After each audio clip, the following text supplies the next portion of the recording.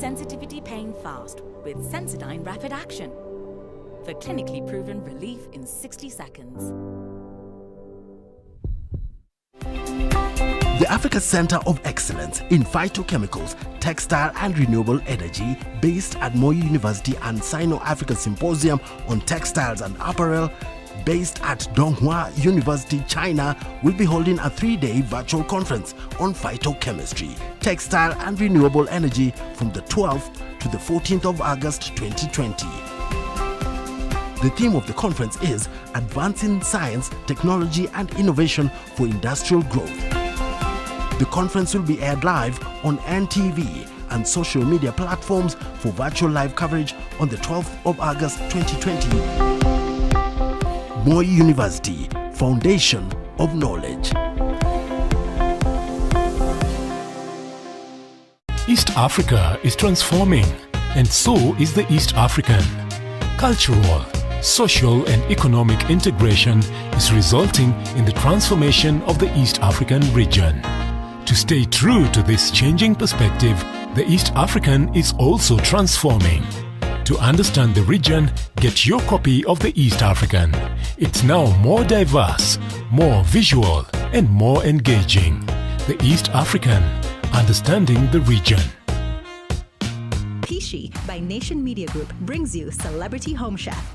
This is a chance to nominate your favorite celebrity to get in the kitchen and showcase their cooking skills on TV. Simply head on to @Pishi254 on social media. Comment by tagging your favorite celebrity, and guess what? We might just make it happen. Tune in to NTV every Friday to catch the celebrity in action.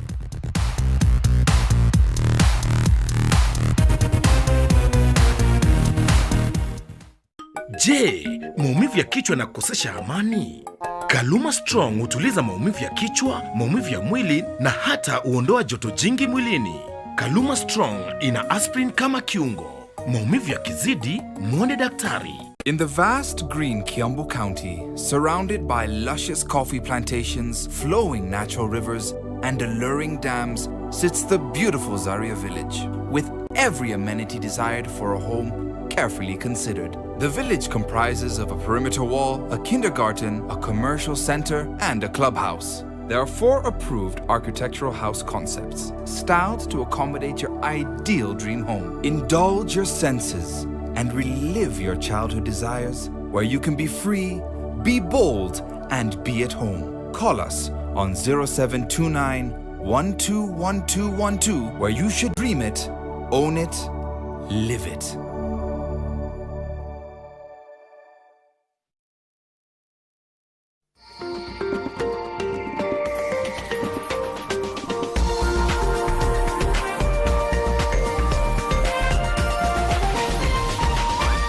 This is NTV.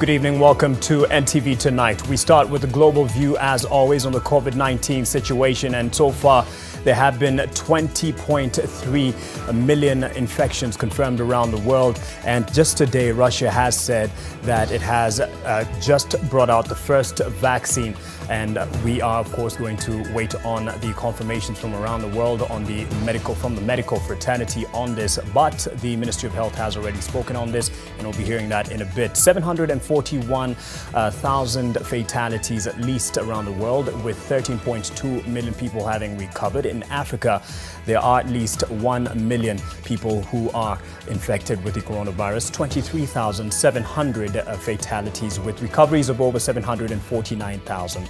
In the United States, the confirmed cases of patients who are positive, 5.2 million at least, with 166,000 fatalities and recoveries of 2.7 million patients at least. We'll be getting to the Kenya situation in a bit.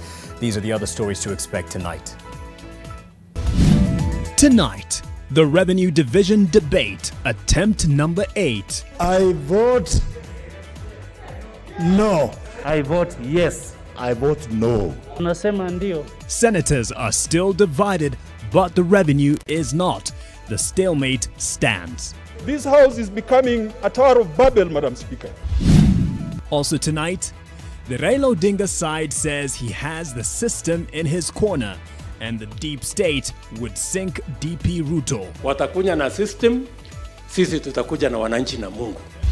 Plus, Nairobi Speaker mutes her microphone. I want to humbly tender my resignation to His Excellency the President. We reveal the President's hand in boxing Beatrice Elachi out of City Hall.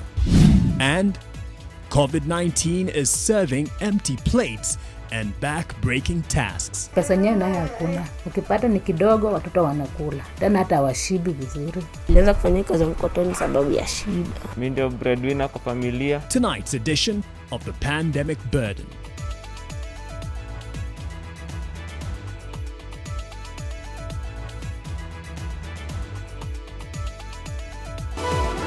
NTV Tonight with Mark Masai. Once again, thank you for joining us. Flora Tieno is our sign language interpreter tonight. In our top story, we start from the Senate. Over the last few hours, there has been an 8th attempt at arriving at an agreement on the revenue sharing formula, and it has failed yet again. This is the 8th time that they tried, and the Senate Speaker, Lusaka, adjourned discussion to Thursday, when senators will vote on the main motion. Let's get some of the supplications that were made at the floor of the House. What Senator Linturi has done is to try and bring sanity and to ensure that we are one nation. From the onset, I want to oppose all the amendments from Linturi Sakaja amendment, because there are two things that are important. One, there is no public participation that was done. These were numbers that were done through mandazimonics. It will be ungodly for me, the Senator for Kakamega, to take food from a hungry child of Marsabit and take it to Bungoma County. Mr. Speaker, we have confused this nation. The Kibiru formula was at some point called the Linturi formula, because it is Senator Linturi who introduced the square root, which had an adverse effect on numbers for certain counties. Mr. Speaker, the report, the parent motion that these amendments seek to amend were done by Senator Linturi. Now he has brought a further amendment, bringing a different basis for consideration, Mr. Speaker. Mr. Speaker, Senator Ledama Olekina, my friend, who has seconded this motion, this amendment, has an amendment on the order paper. He wants to amend the Kibiru report. Now he supports Linturi's amendment, of Sakaja's amendment, of Kibiru's report. Mr. Speaker, please protect me from the heckling. This house is becoming a Tower of Babel, Madam Speaker. Marsabit County is going to lose 156 million, not tomorrow, today. Kilifi County, Kilifi, my brothers in Coast, you are going to lose today 153 million. When you share food, do you share food according to the number of people or the size of the dinner plate? I think we share food according to the number of people. The people of Elgeyo Marakwet sent me to the Senate, not, Mr. Speaker, to fight for resources with my fellow counties, Mr. Speaker. It was not so that I can go back to them and tell them, behold, I have brought you money that was meant for Tana River. And we lost the war when we allowed the central government to take all the money, in a 3 trillion budget, we ended up with 300 billion shillings. What a shame to this house. What the counties of Kenya should be doing is to gang up as a bloc and negotiate and deal directly with the national government. On other national matters, the Deputy President William Ruto says his march to State House in 2022 is unstoppable despite threats and intimidation aimed at him. According to the DP, who hosted leaders from Kajiado at his Karen home, the system is being used to frustrate his efforts, but he would not give in, calling on his support base to remain vigilant. NTV's senior political affairs reporter Kennedy Mureithi brings us the DP's stand on the deep state.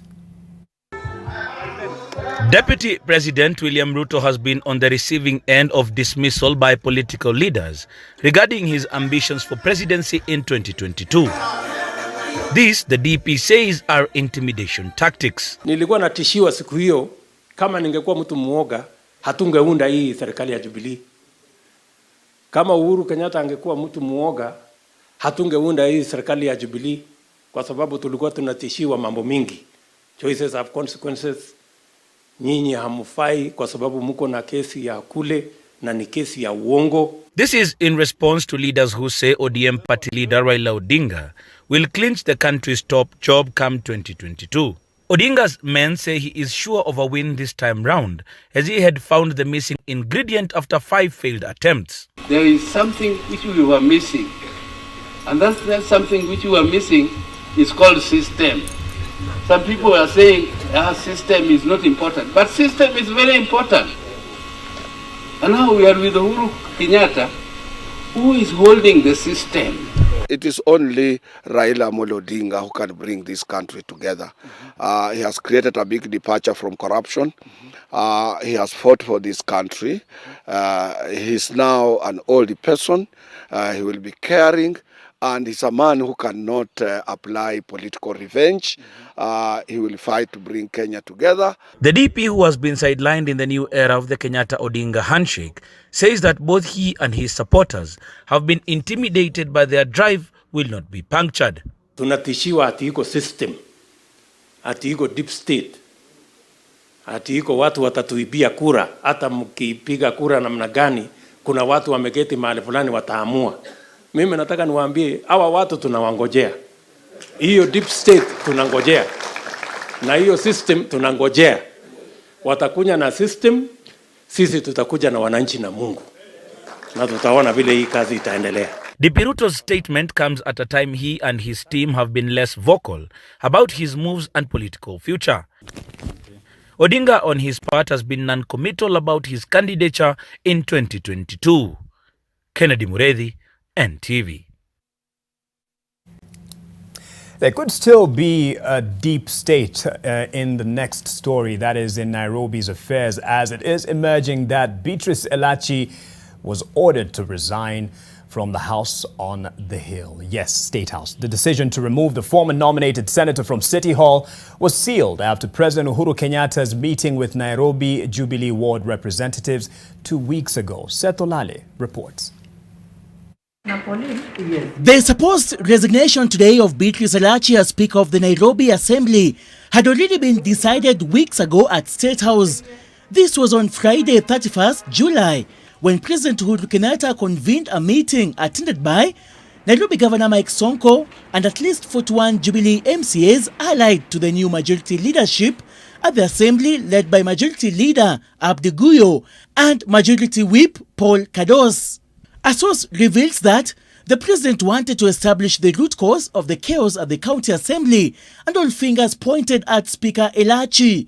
President Uhuru Kenyatta is said to have then vowed to fix Nairobi County. President Uhuru Kenyatta is said to have then vowed to fix Nairobi County leadership in 2 weeks, sealing the fate of Elachi, and at the same time issuing a stern warning to Governor Mike Sonko that he would be next if he continues to interfere with the leadership of Nairobi Metropolitan Services Director General Mohamed Badi. I am not sure that if you are to compare Beatrice Elachi with the other speakers in this country, that she has had a fair share. And a lot of times those issues are processed. They are pushed by men in leadership in other places. It's not because of incompetence.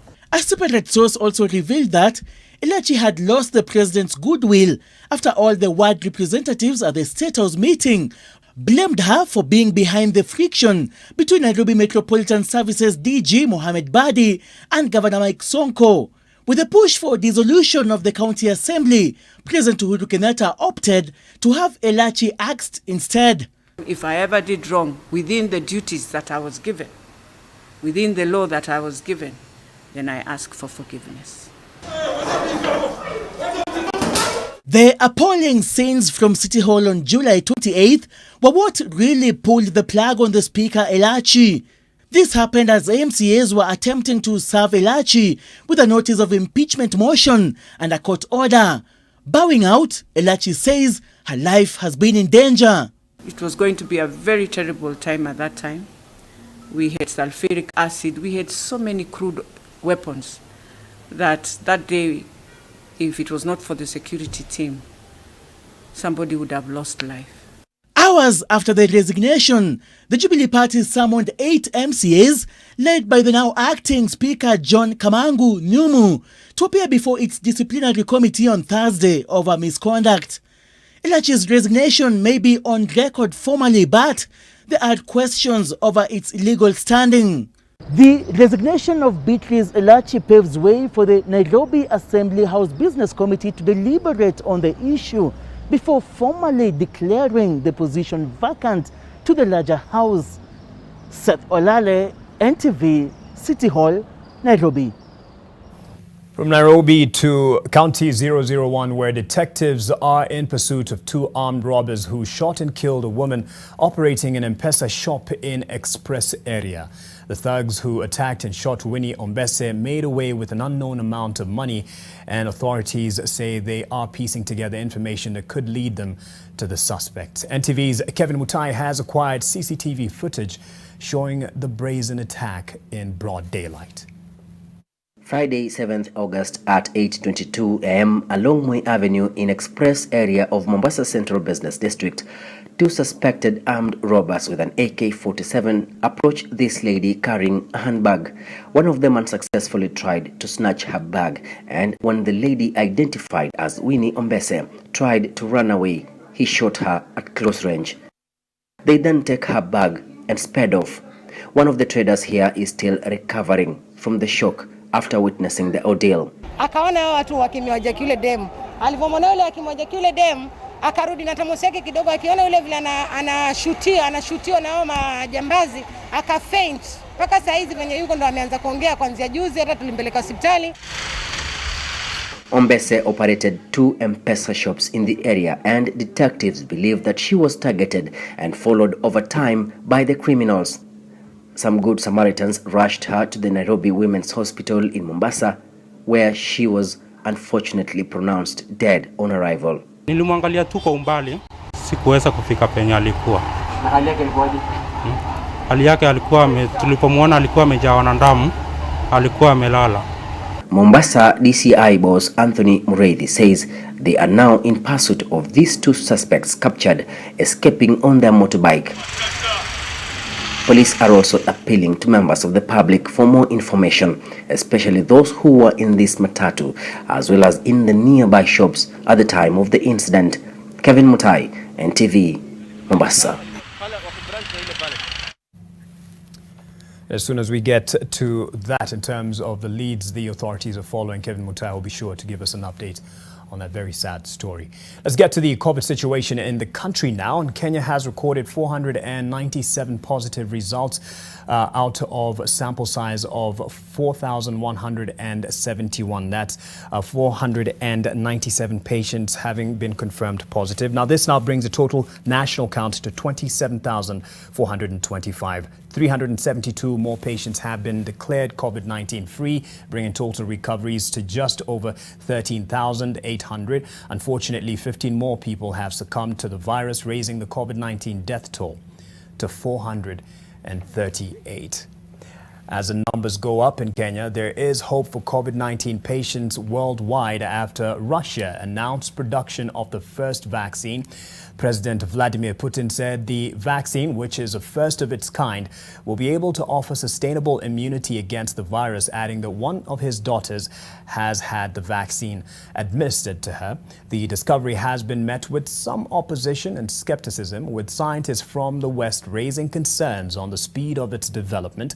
Kenya has said that it will look into engaging with Russia over the vaccine.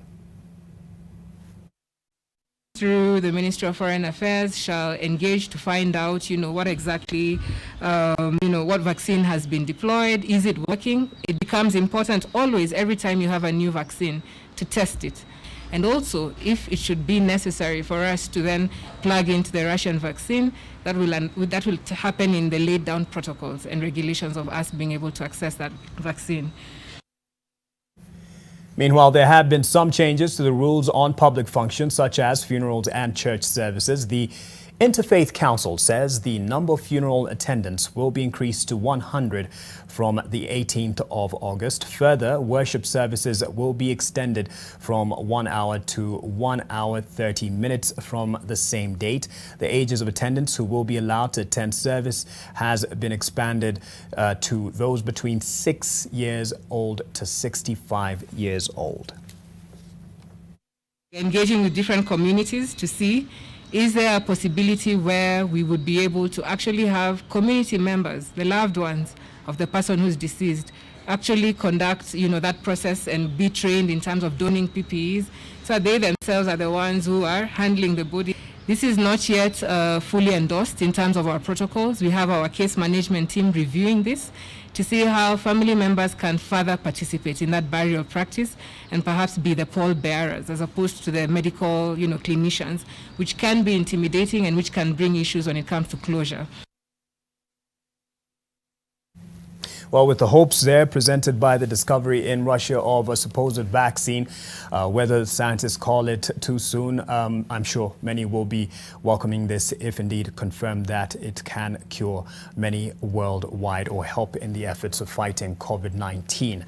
And earlier we did bring you the story where the deputy president was talking about the deep state and him holding strong to the faith of the people and God. Well, even as he holds on to that, he should hold on to the advice that COVID-19 is no respecter of man or place. And this is as seen as he hosted leaders from Kajiado in his Karen residence, where leaders from that county led by Kajiado South MP Katole Metito and Senator Mary Seneta were in breach of the COVID-19 containment rules. Clearly seen here, social distancing was not adhered to. The maximum number of persons at a gathering as per the law was also not observed. The members of the audience are seen sitting close to each other, some even shoulder to shoulder with sagging or no masks on. Yet at the DP's table, it was a different story. The Waheshimiwa were better spaced, but not so for the followers. The president had said that police are to deal with all without favor,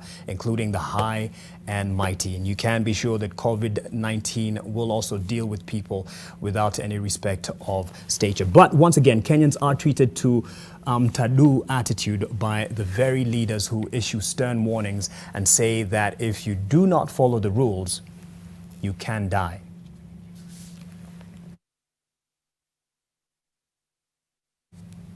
Community learning was, to some, a strange way forward on the fate of the remainder of 2020's academic activity when Education Cabinet Secretary George Magoha fronted it.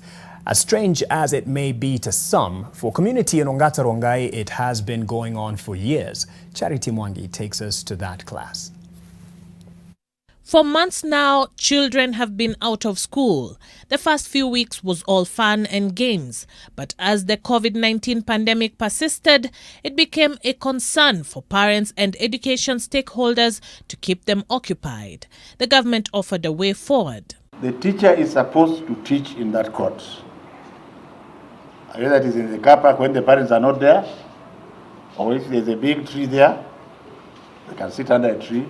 This comment attracted criticism and ridicule. However, for 82-year-old Mary Modhike, a landlady in Rongai in Kajiado County, this is not a possibility, but a reality. She says she's been doing it for years and that it is only recently that her service to her tenants' children became a greater need. Sayo nikasikia watoto 4,000 wako na mimba na ni wale tangu shule imefungwa. Hiyo kitu ikaniuma sana hata nikaomba Mungu. And it is not just the girls that she became concerned about. Kuna vijana tu wamezaliwa hapa. Hawa vijana wadogo wanawashika, wanaanza kuwafunza kunywa bangi na drugs. Her motherly heart could not let her watch this without her doing anything. So she put her foot down and laid down some laws. Na nikamwambia sitaki mtoke hapa na sitaki mshikane watoto wengine kutoka nje, ni nyinyi tu. And so every morning they gather under this tree where the learning happens. Kama si shosho sasa ningekuwa nacheza na watch cartoon kwa nyumba. I started teaching them when I was in class 5 and I'm seeing that I'm imposing a great change on them. Inaweza kutusaidia tukirudi shule tukifanya mtihani tuweze kupita.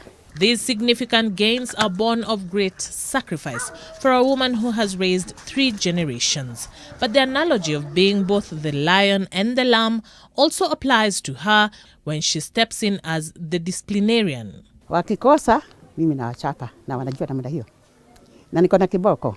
While this works here, going by concerns raised by various critics and experts, its replication in other villages, estates and communities is not a straightforward matter. It is not a plug and play case for others, in light of the many dynamics that will make it difficult for some communities to take it up. Mary Modhike, on her part, has also helped cushioning parents from the tough economic times caused by the COVID-19 pandemic. Kila mtu achukue jukumu lake, pali anaona asaidie na asiangalie mwingine. After their hard work comes some sweetness as they are treated to snacks right before they call it a day. They tell us that their life will be different on account of the motherly care of their landlady. Charity Mwangi, NTV. 4 law enforcers who disobeyed the law by obeying their thirst found themselves on the wrong side of the law after they were charged today with stealing alcohol valued at 1.9 million shillings. Officer commanding Boya Police Station in Kisumu County, William Chiruyot, alongside 3 of his juniors, were accused of stealing the assorted goods from a lorry they were supposed to guard. Oko Kusa reports.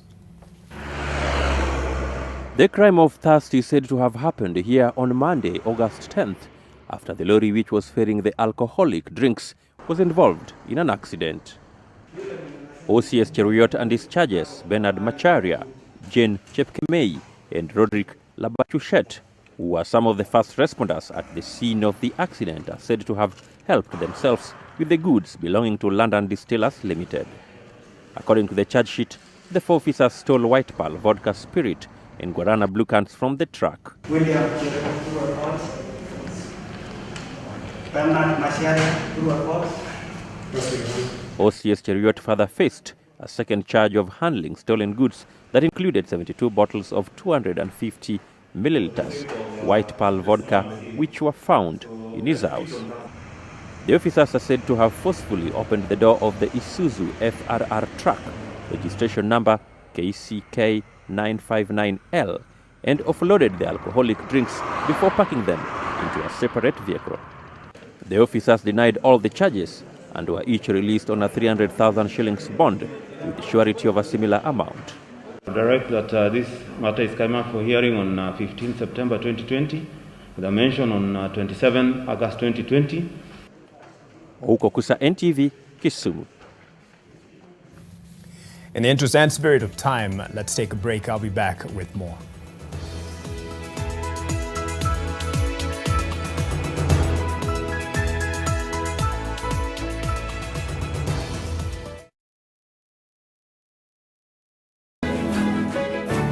Over the past few months, our country has stood together to keep the COVID numbers down.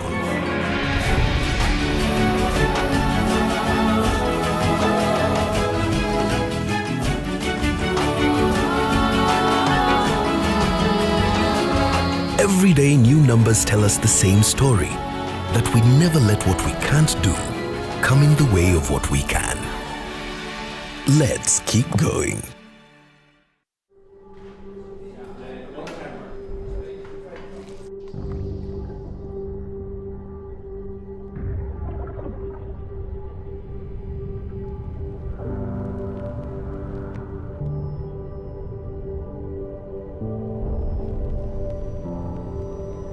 Beat sensitivity pain fast with Sensodyne Rapid Action for clinically proven relief in 60 seconds. Parenting is all about learning when to be tough and when to be gentle. Tough, gentle. But when it comes to fever, you need to be both. Panadol Baby and Infant starts to work on fever in 15 minutes and is gentle on the tummy. Tough call. Panadol Baby and Infant. Tough on fever, gentle on your child.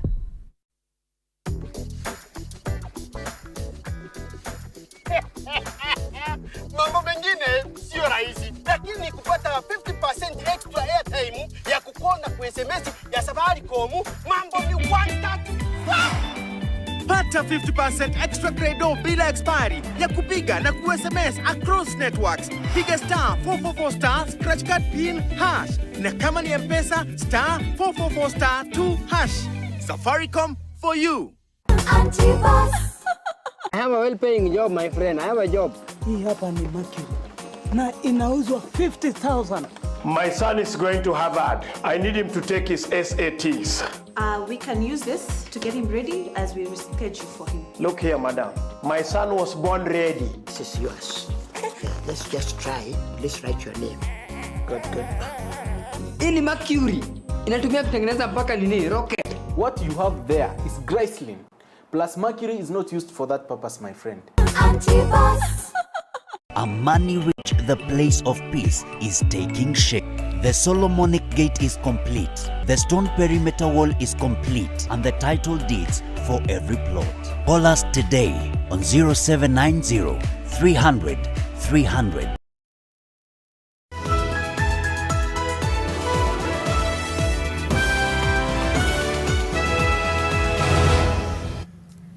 Welcome back, and we have a look now at the pandemic burden. This is what I'm talking about. Hundreds of children, especially in the informal settlements, get meals at school. And for many, this is the only hot, nutritious meal they have all day. The socio-economic impact of the COVID-19 pandemic has pushed many poor households to turn to desperate measures just to survive. In Matopeni, Kayole Estate, due to the hard economic times, parents have had to push their children to do casual jobs in order to survive. And as NTV's Rose Wangoi reports, a Good Samaritan has been feeding 1,000 children every day. The sound of nature signifies a new day in Matopeni, Kayole Estate. With the clouds clearing way for the sun, dozens of children form long queues which snake through the estate. Every child who turns up here is expected to adhere to the social distancing rule of 1.5 meters. To make sure that is possible, white marks have been drawn on the soil, and each child knows where they're supposed to stand to avoid possible contact. The little ones also wear masks and maintain hygiene by washing hands.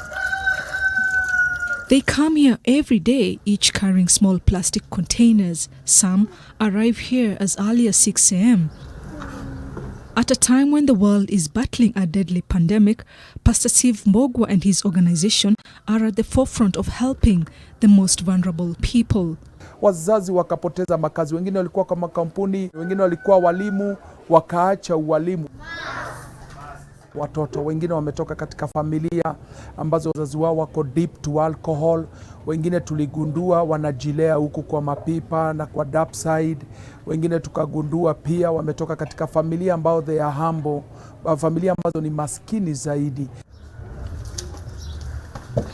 Since schools closed 5 months ago, Mbogwa says he has been feeding more mouths than ever. Hapa tuko kuna slums kadhaa zimetuzunguka. Kuna watoto hapa wanatoka Njiru. Njiru ni mbali sana kutoka hapa. Kuna watoto wanatoka pande zinaitwa Spring Valley. Kuna watoto wanatoka pande ambazo zinaitwa Soweto. na wanatoka distant. Watoto ambao children's homes zilifungwa, kwa hivyo nikagundua wako katika line zetu na wanapokea chakula mahali hapa, ni kwa sababu hawana mahali pa kuenda. Na wakati wanapofika tunagundua ya kwamba wengine hata hawakukula hiyo usiku. Kwa hivyo ile chakula walipata hapa, inakuwa wengine kwao hiyo chakula ni one meal kwao, hawana chakula ingine wana expect kupata. Tulianza hii feeding 3 years ago. Tulikuwa tuna feed watoto once per Saturday. Wakati COVID-19 ilitangazwa, feeding program kutoka kwa ile namba tulikuwa tuna feed. Kitambo tulikuwa tuna feed 400, lakini sasa ikaenda 1000 na tukachukua hatua ya kuwa tunawafeed kila siku. For people in the informal settlements, fear of coronavirus goes hand in hand with anxiety about where the next meal is coming from.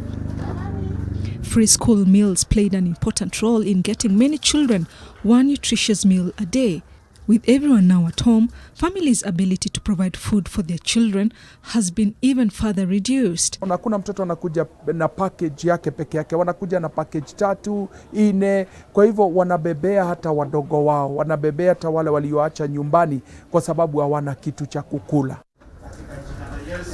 Unagundua kuna familia utaona hapa kwa hawa watoto, lakini zimepresentiwa na hizo dishes wanabeba. Na saa zile chakula imeisha, so inabidi labda sasa tutafute mikate na maziwa mahali itatoka, maana ni ngumu sana kuambia mtoto ambaye hajakula arudi nyumbani.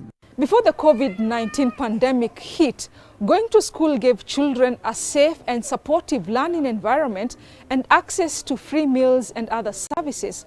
But the pandemic has already left too many children hungry in the informal settlements. 12-year-old Milan Samoa comes here every day. He's the firstborn in a family of 3, and that calls for more responsibility.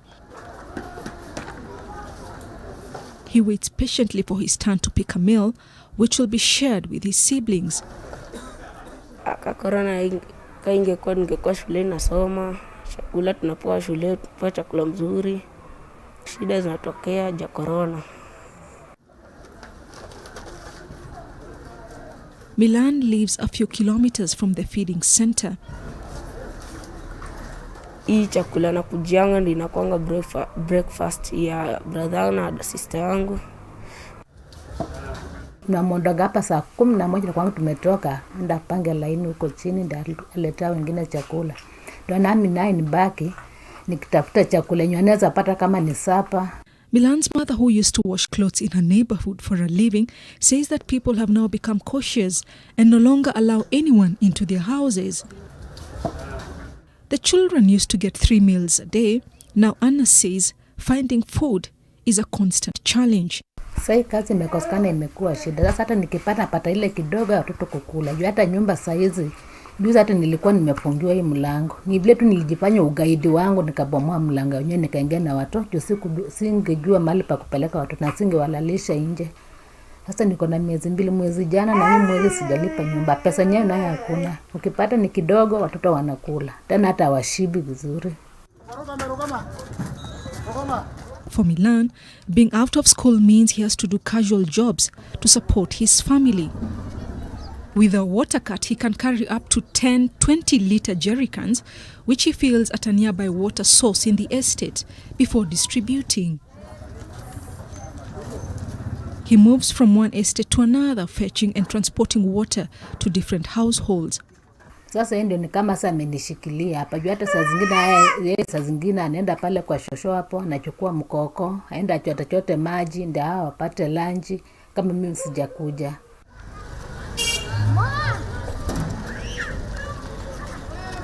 Before corona sijaifanya kazi yoyote. Ile corona imekuja ndio nimeanza kufanya hii kazi ya mkokoteni.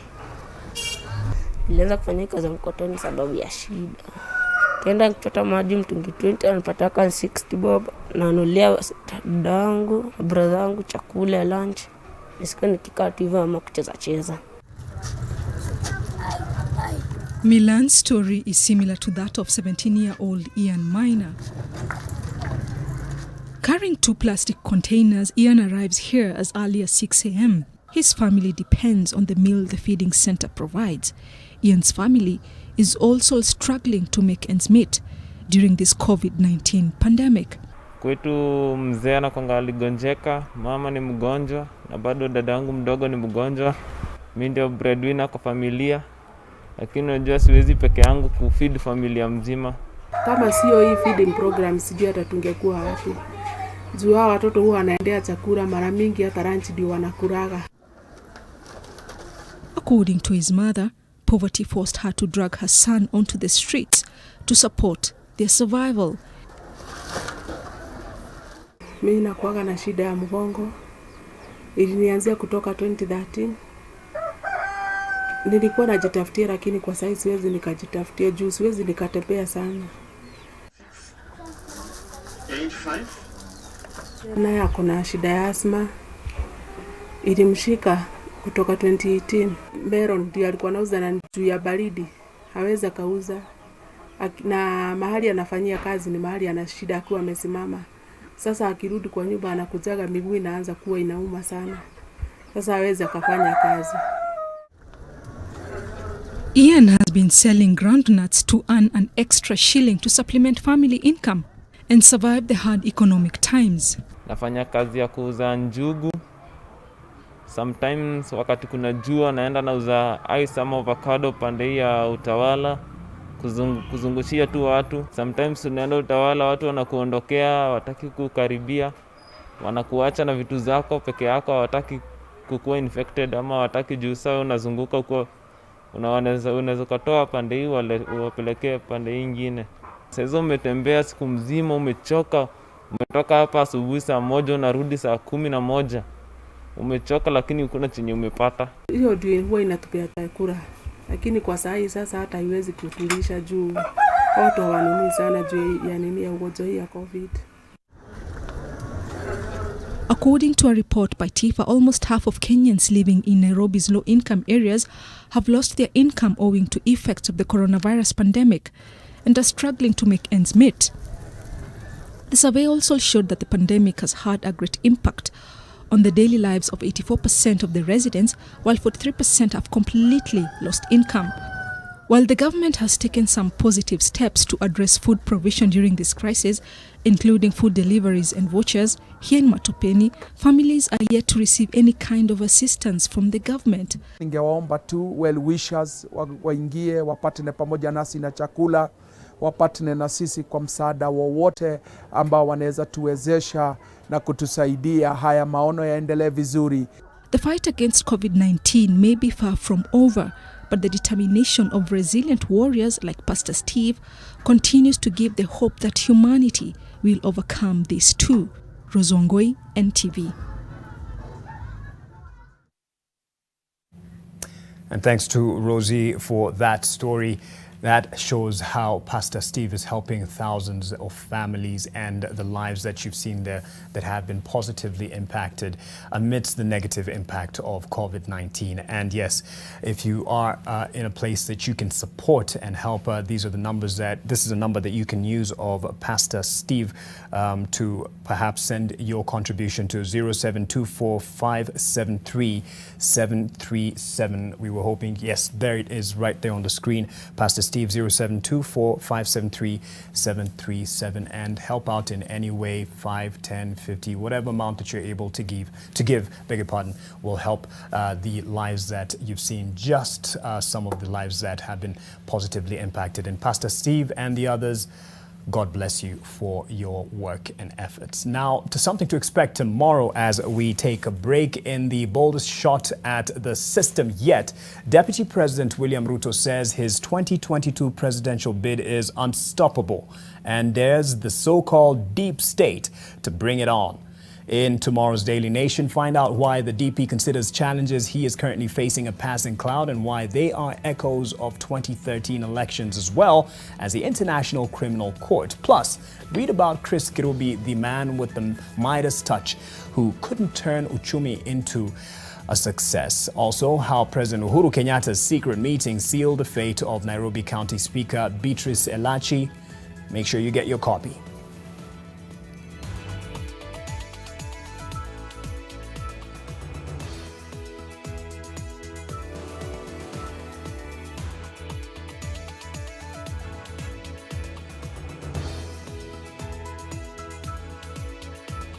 And something else to expect tomorrow in the current financial year. 119 billion shillings will be drawn from the state coffers to service retirees' pension and gratuity obligations. The taxpayer could see the burden of this payout go up by as high as 1.7 billion shillings this year, as a reality of MPs demanding for higher pension threatens to strain an already stretched public purse.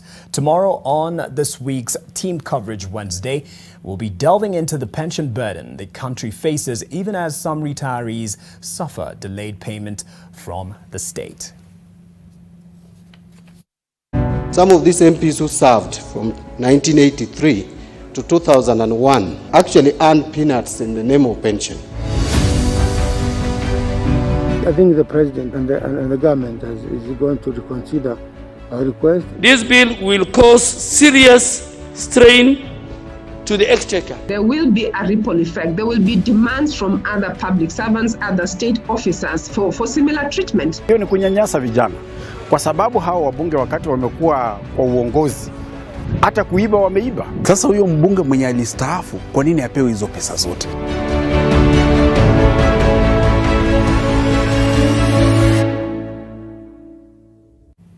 That's tomorrow on Team Coverage. In about 2 minutes, we'll be having the business news with Dan Mwangi. Stay with us.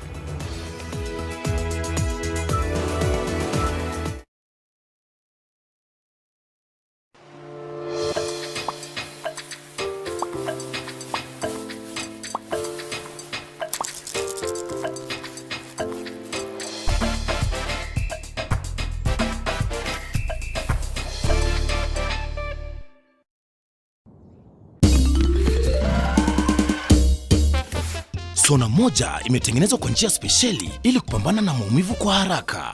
Sona moja ina aspirin kama kiungo. Sona moja, kitulizo kamili. Maumivu yakizidi, pata ushauri wa daktari.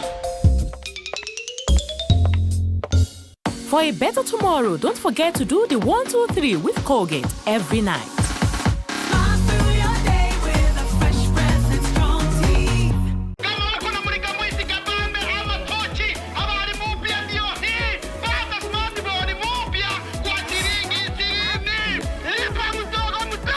Ati, naweza taka kwa hii kabambe, nipate 4G smartphone.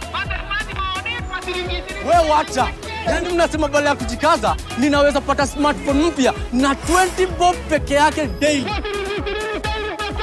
Ati, badala hii tochi yangu naweza nunua hiyo 4G smartphone niangaliange vitabu kwa mtandao na ni 20 bob pekee daily. Pata smartphone mpya kuanzia 20 bob daily pekee ukilipa mdogo mdogo. Weka down payment ya 1000. Lipa kuanzia 20 bob daily kwa miezi 9. Piga star 544 hash kuona kama unafaulu kupata 4G Neon Ray Pro inayokuja na screen kubwa ya kutazama video, battery inayodumu, space mingi ya kuweka picha na videos, HD camera na apps zote za Google unazopenda. Kuma bei ya smartphone hapa. Kao bei ya smartphone.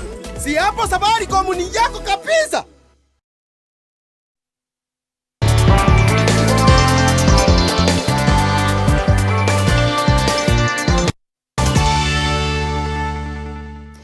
Good evening and welcome to NTV Business. My name is Dan Mwangi. Now, the Capital Markets Authority has been holding on to hope that privatization of state-owned enterprises and subsequent listing would help liven up activity at the Nairobi Securities Exchange, where trade is largely concentrated on a few counters. The CMA revealed this during the release of the second quarter Capital Market Soundness Report. Even with a privatization commission in place, the quest to privatize state entities has been a protracted affair that has not made significant headway. So ideally, it would be if we could get a company of the same size or slightly smaller or even slightly bigger than Safaricom through privatization, bringing in the same kind of market cap, that would automatically reduce that level of concentration. We are trying to see whether the regulatory framework could allow private companies of similar size, again, as Safaricom and the rest, to come directly to the stock market, technological companies. We have not taken that route which other jurisdictions have taken, which could also have addressed the issue of concentration very directly, where, for example, Tanzania requires certain sector companies to be listed by default. Uganda has also said they want telecommunication companies. Ghana has actually forced certain companies, if they are seeking a renewal of their licenses, especially if they have a lease arrangement with government, that's multinational companies, one of the prerequisites is for them to list. That would address that. Now, Equity Group Holdings has completed the acquisition of a majority stake in BCDC, a commercial bank in the Democratic Republic of Congo. Equity Group now has a 66.53% equity stake in BCDC, making it the second largest commercial bank in the DRC, after securing regulatory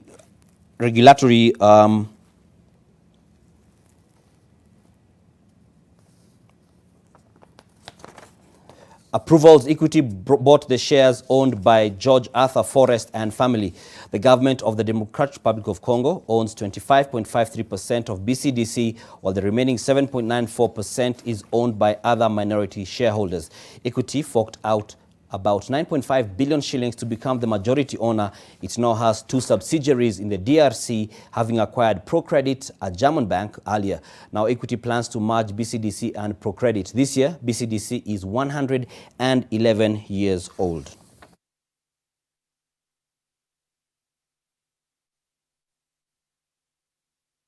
111 years could mean it's going to Ngong.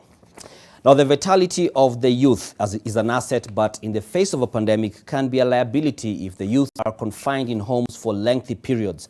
With many basic and tertiary educational institutions shut until next year, just how are the youth coping with the drastic adjustments to life without classes?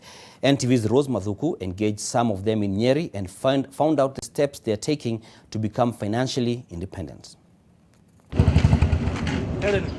On the outskirts of Nyeri town in Kamakwa village, we meet Anthony Gishuki. He is a final year student at the Nyeri Polytechnic, pursuing a certificate in electrical engineering. Gishuki tells us that the COVID-19 pandemic disrupted his studies, compelling him to change course and adapt to a new normal. He was determined to find a way to open his financial taps. Around June, ndo nikapata idea ya venye mimi naweza jiandika ni yani venye naweza jianzia wapi sasa. Yuki identified a gap in the area in the supply chain of rice and decided to take advantage of it.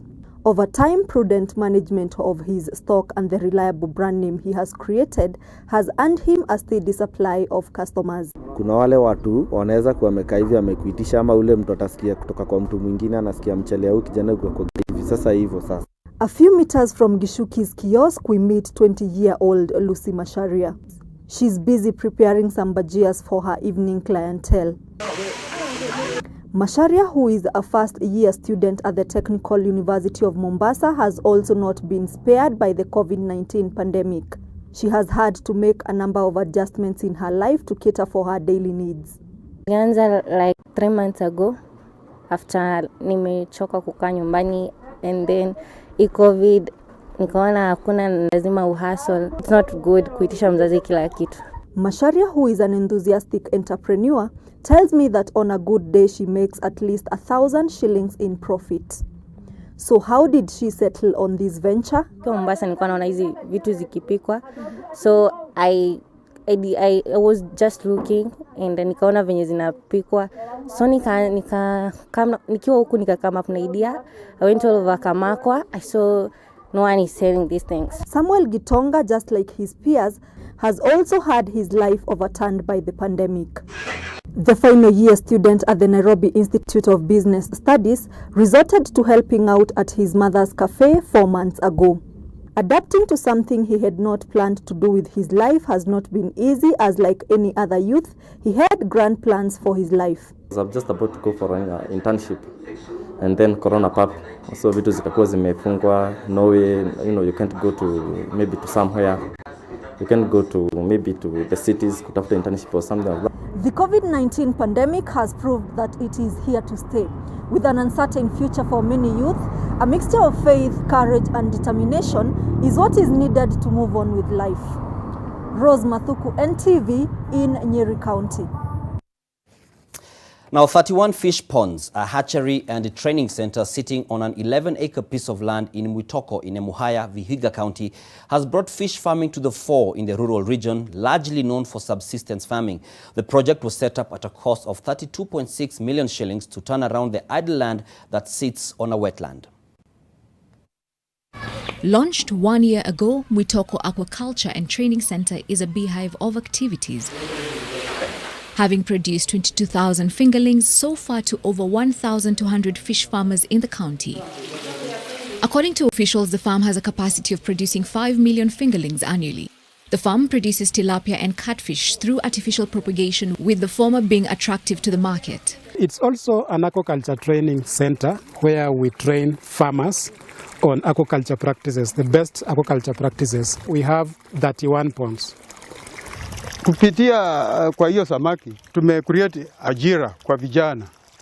Kwa hizo vitu fish bond hizo tumeajiri watoto kama watu kama 10 kwa vibarua ambao wanapata shilingi 5,000. Munala says the fingerlings produced using modern technology are of high quality and are fast growing.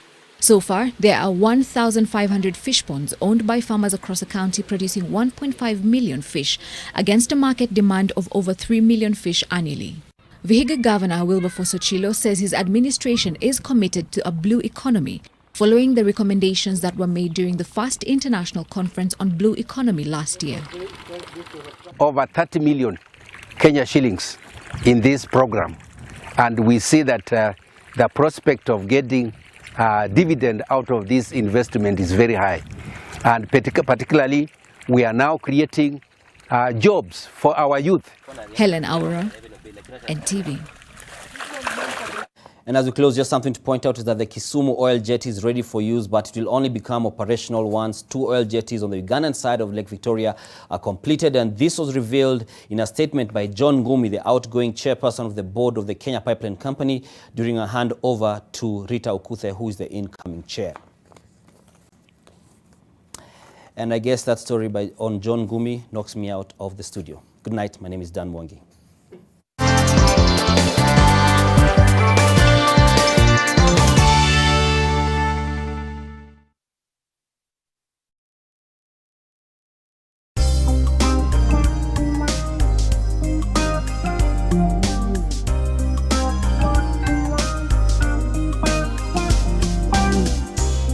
Ndovu flowers are fortified with vitamins and minerals to provide wholesome goodness for the whole family.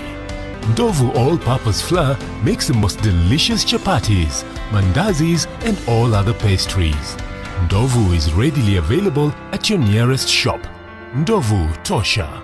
Pata smartphone mpya kuanzia 20 bob daily pekee ukilipa mdogo mdogo. Weka down payment ya 1,000. Lipa kuanzia 20 bob daily kwa miezi 9. Piga *544# kuona kama unafaulu kupata 4G Neon Ray Pro. Si hapo Safaricom ni yako kabisa.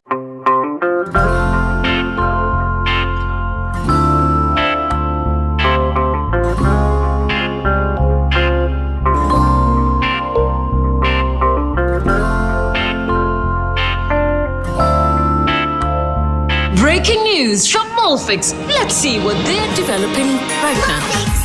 Fancy's just for me. It really feels very comfy. Molfix pants with anatomic fit technology. New Molfix pants, an invention from babies for babies. You should also try Molfix.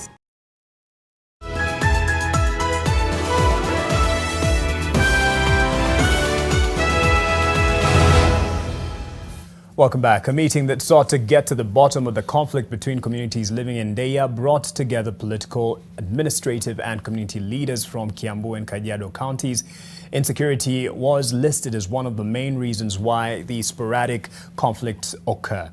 The leaders discussed the most recent dispute that has reportedly led to the death of one person. The leaders have resolved to have a second meeting on the ground in Deya to further understand the problem and come up with a lasting solution. Also present at the event was a representative from the National Cohesion and Integration Commission. And with that, we're getting into sports with Aida Waringa.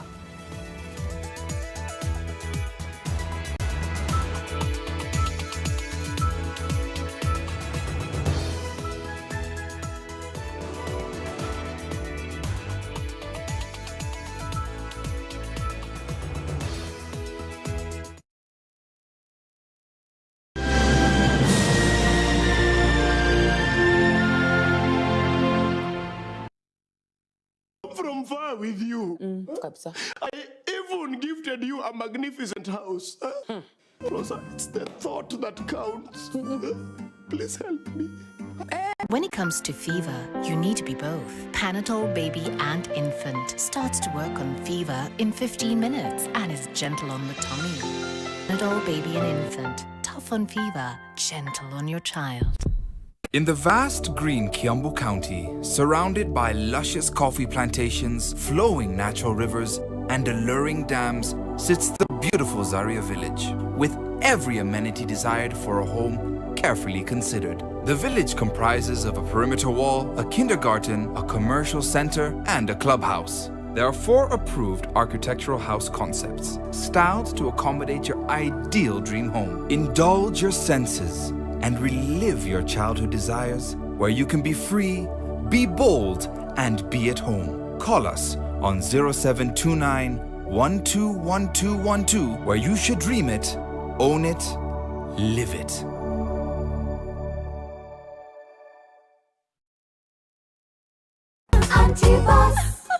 I have a well-paying job, my friend. I have a job. Hii hapa ni Mercury na inauzwa 50,000. My son is going to Harvard. I need him to take his SATs. We can use this to get him ready as we reschedule for him. Look here, madam. My son was born ready. This is yours. Let's just try it. Please write your name. Good. Hii ni Mercury. Inatumia kutengeneza mpaka nini? Rocket. What you have there is glycerin. Plus mercury is not used for that purpose, my friend. Amani Ridge, the place of peace, is taking shape. The Solomonic Gate is complete. The stone perimeter wall is complete. And the title deeds for every plot. Call us today on 0790 300 300. The Africa Center of Excellence in Phytochemicals, Textile and Renewable Energy, based at Moi University, and Sino-African Symposium on Textiles and Apparel, based at Donghua University, China, will be holding a 3-day virtual conference on phytochemistry, textile and renewable energy from the 12th to the 14th of August 2020. The theme of the conference is Advancing Science, Technology and Innovation for Industrial Growth. The conference will be aired live on NTV and social media platforms for virtual live coverage on the 12th of August 2020. Moi University, Foundation of Knowledge.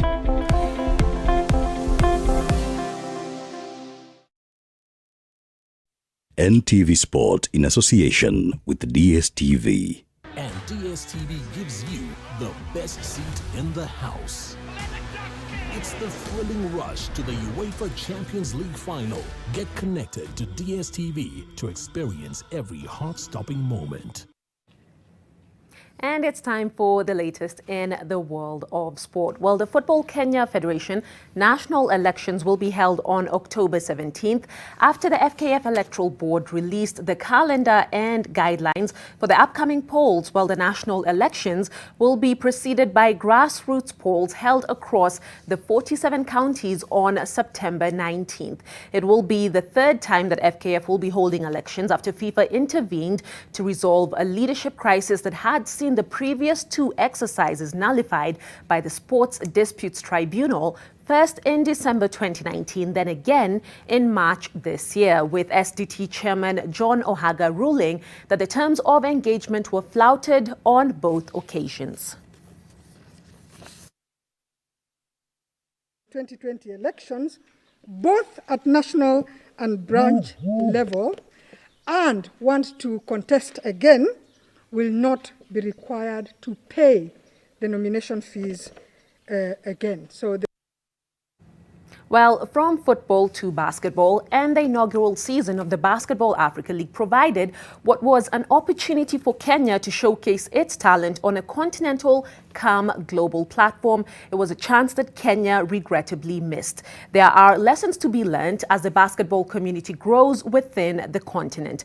I spoke to Ugo Udezue, a former NBA agent turned league CEO, on the growth of the sport in Africa, and filed this report. The Basketball Africa League, a partnership between the International Basketball Federation FIBA and the NBA, hailed a new frontier for the sport in Africa. And while the BAL seemingly replaced the now defunct FIBA Africa Basketball League started in 1972, some similarities can also be drawn to the African Basketball League founded by Ugo Udezue, a former NBA agent. They have the confidence to do it because of what we did. And I think that was our initial plan, was to light a fire. The Nigerian left the American dream to start the league in Africa in 2015 before its rebrand to the Continental Basketball League in 2017 due to bureaucratic differences. 2 years later, FIBA launched the BAL. FIBA, I think, doing well, but I think there has to be a decolonization of that structure where it benefits Africa. The ABL strategy was based on the merger of entertainment and sport. The games were attended by artists such as Davido and Two-Face Idibia, with an aim to break stereotypes about basketball in Africa. The second most fastest growing sport on the continent. And if you think about culture and urban culture and street culture, on the continent, who drives that? It's basketball. The league featured 6 teams from different West African countries. It was privately run by the club owners who had all invested equity in the game. In short, to be a part of the game, one had to invest in the game, with the players paid anywhere between $500 to $2,000 per month. What lessons, if any, can Kenya borrow from the growing basketball ecosystem in the continent? But I don't know why we're afraid of the commercial conversations. It's about the fan and it's about the players, and the guys who are the custodians of the story. We have basketball now being played in primary schools all over the country. We have basketball being played literally by every secondary school in Kenya. What we do is that we train their teachers. Udezue, whose African Sport Apparel has sponsored both the Ghanaian and Nigerian basketball teams, believes the future is bright for Africa, which has produced some of the greatest NBA talents across generations, such as Udezue's boyhood icon Hakeem Olajuwon and championship-winning Pascal Siakam. Oftentimes, the biggest room is the one for improvement and growth. Well, Manchester United needed an extra time penalty from Bruno Fernandes to finally see off a spirited FC Copenhagen and advance to the Europa League semi-finals. United, who won this competition 4 seasons ago, will now face either Premier League rivals Wolves or Europa League specialists Sevilla, who face off tonight, actually kick off in the next 1 minute. That will be in the last 4 in Dusseldorf on Sunday night. In the other game, Inter Milan secured their place in the semis with a 2-1 win over Bayer Leverkusen. The goals were scored within 9 minutes of the first half, with Inter going 2-0 up courtesy of Nicolo Barella and Romelu Lukaku before Kai Havertz pulled one back for the visitors. In the other fixture tonight, Shakhtar Donetsk, host Basel. There is no second leg due to the enforced break as a result of, you guessed it, that COVID-19 pandemic. Well, football great Ronaldinho could be freed on August 24th following 5 months detention in Paraguay over a forged passport. The former Barcelona star was detained alongside his brother on March 6th, accused of entering Paraguay in possession of false passports.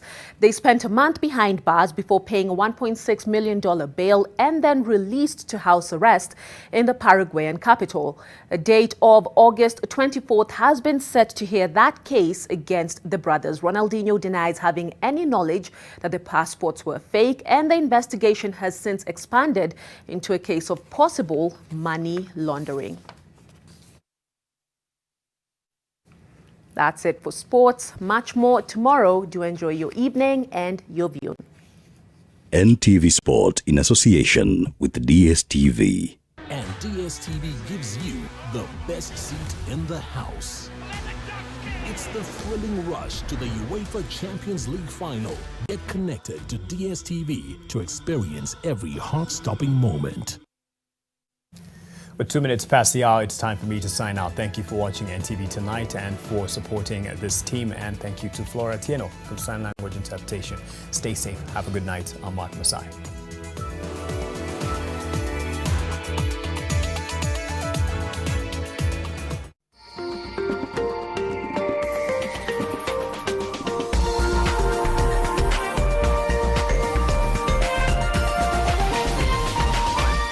This is NTV.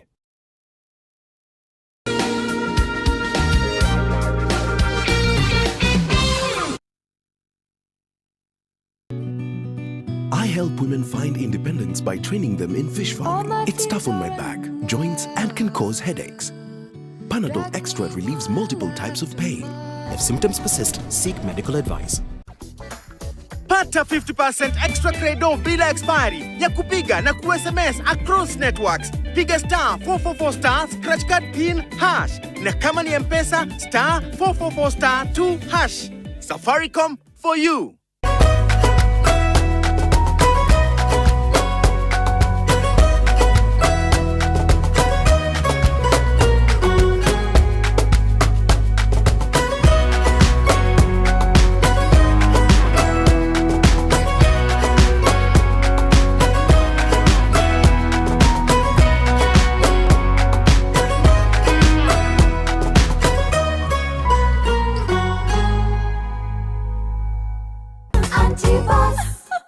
I have a well-paying job, my friend. I have a job. Hii hapa ni Mercury na inauzwa 50,000. My son is